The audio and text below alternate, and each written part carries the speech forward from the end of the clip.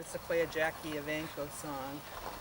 She was an integral part of our daily routine, and Dad would melt into his chair and say many a time, listening to that beautiful phrasing. And he would even interrupt the conversation to say, "Stop." After we scold to Thor, there'll be an opening for others to share stories or tidbits if they'd like about how Dad influenced their lives. Dad's favorite hospice nurse, Cindy, who's here today, said to me yesterday, "I've never met anyone like your father."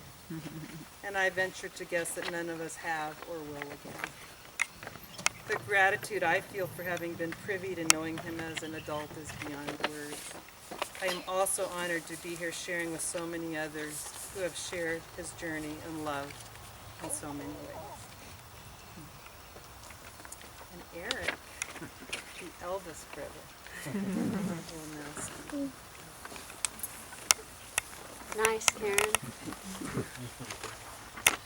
Well, it's really great to see so many here gathered and on this pretty day in this beautiful spot at Karen's house to celebrate and honor an extraordinary man. Happens to be the father and the grandfather and the great-grandfather of a number here. An attitude of gratitude is definitely appropriate today. So I think Karen's doing a wonderful job of keeping that sense. Thor Nels Vincent Karlstrom, Thor N.V. Karlstrom, had everything to do with all of us being here today, and for many of us at all. And he passed on to us a lot more than just good, sturdy Swedish genes and a great work ethic. He was a great model. Thor lived his life to the fullest with integrity, generosity, optimism, and a great sense of humor, and lots of hard work. I think it is fairly safe to say that the highest priorities in Thor's life were family and science, sometimes science and family. Most of us here have the good fortune to be his children or grandchildren or great-grandchildren or friends, and or otherwise related, and or to see him in action with kids.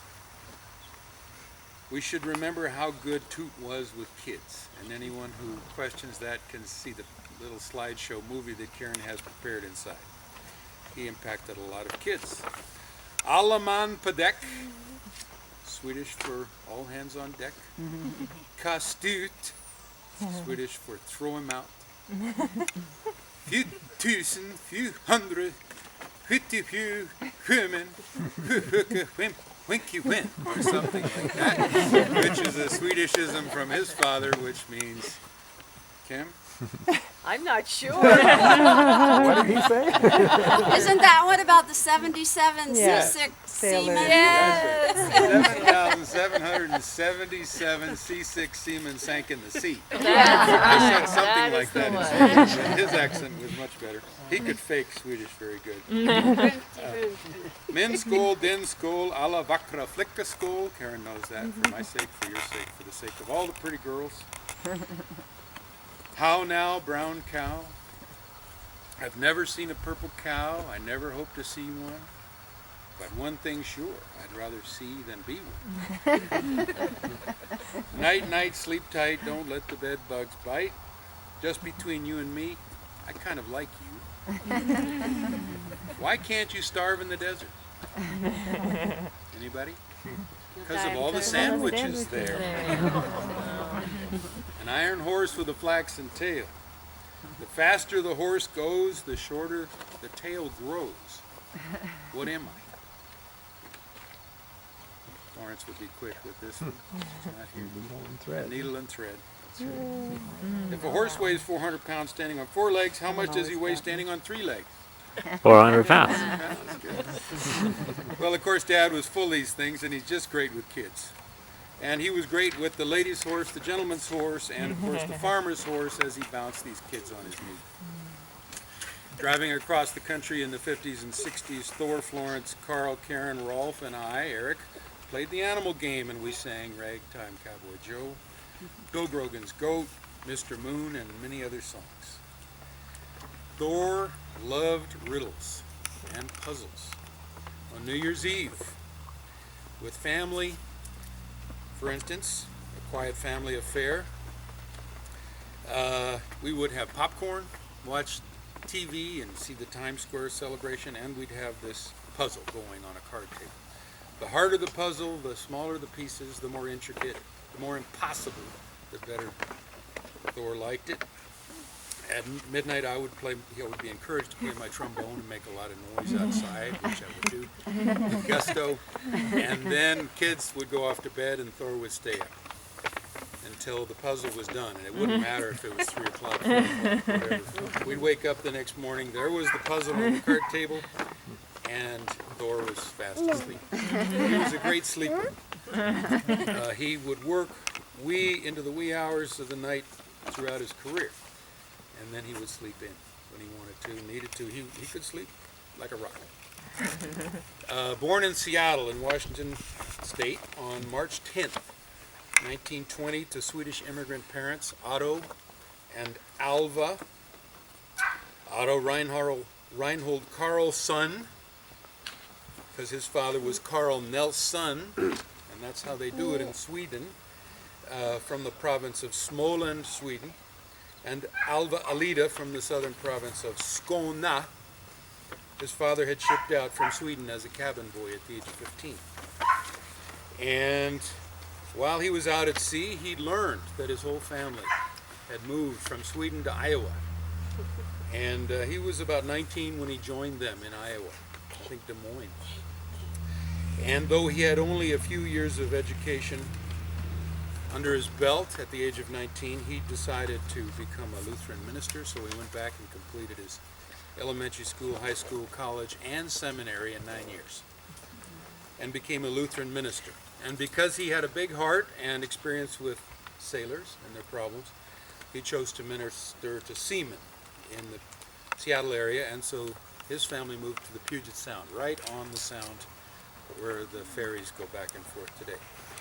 So Thor and his 4 brothers, Ray, Paul, Leroy, and Ernie, and his older sister Hildur, were PKs, preacher's kids.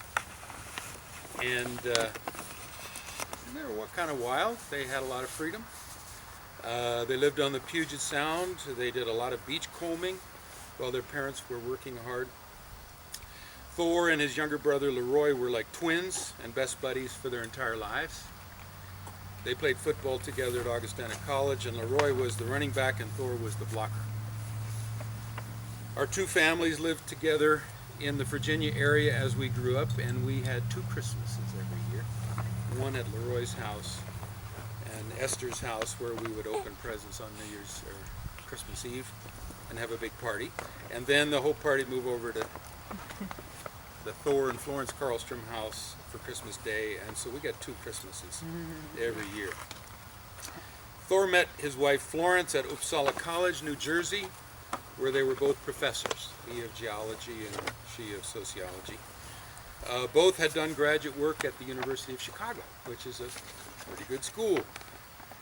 They hadn't met there, though. They met and married in 1948 in East Orange, New Jersey. They met at the college. And in 1949, they had their first child, happened to be me. And then the family moved to Alexandria, Virginia, as Thor took a job with the U.S. Geological Survey, the Alaska Terrain and Permafrost branch of the U.S. Geological Survey. So for the next 15 or 16 years, Thor would spend all his summers, all the long summers, in Alaska, mapping the glacial geology and working out a glacial chronology, sequence of glacial advances and retreats. The family went up there a few times, notably in 1961, when we found a beautiful Malamute husky at a campsite and adopted it. His name was Chugach. We all fell in love with him, but Karen really fell in love with him. So there's some good pictures of Karen and Chugach. This was pioneering work that he was doing meanwhile. Of course, didn't really realize that as kids, But he was doing pioneering John Wesley Powell type of research in a very wild place, Alaska. And he and his assistants would encounter grizzly bears. They would run rivers with rapids, icy rivers from glaciers. Sometimes they would capsize. And on one occasion, in September, in the fall, on the Beluga River, he and his assistant were thrown out of the boat. The boat was capsized, and Thor lost his glasses. They lost everything, all their food, and Thor lost one of his boots. They're out in the middle of nowhere, September in Alaska, on the Beluga River. There's nobody nearby. So Thor told his assistant to stay put, and he started walking down the river. For 2 days he walked, and got hungry, couldn't see, terrible eyesight, legally blind, kind of like me, only worse. And he's tripping and falling and is getting pretty cold, especially on that one foot without the boot. And but after 2 days, he ran down to the mouth of the river where it spread out into a lake, and there was a trapper's cabin. And the trapper immediately wired for help, and a helicopter came in, went up and saved the guy who was waiting, his assistant. And had it been another hour or so, it would have been nightfall, and probably the assistant would have died. As it was, they were both flown to a hospital where they were treated for a long time for frostbite. And so it was a very close call. And had Thor not been very strong, very determined, he was 33 at the time, and very lucky, some of us, like Rolf, wouldn't be here today, because this was about 1953. So it's that combination of strength and endurance and luck that got him through that. Rolf and Paige and Hattie would not be with us today. Rolf was born in 1962. In Thor's 5 wishes, he, as Karen said, wanted to, which again he only made up a couple of months ago. He didn't think he was going to die. He was a fighter all the way. And he fought for the last few years of his life, I think. Fought hard. But of course, that's a fight that nobody wins. So I've compiled a little memorial book about his, that feature highlights from his scientific career, which was incredibly productive. And I'll tell you a little bit about that.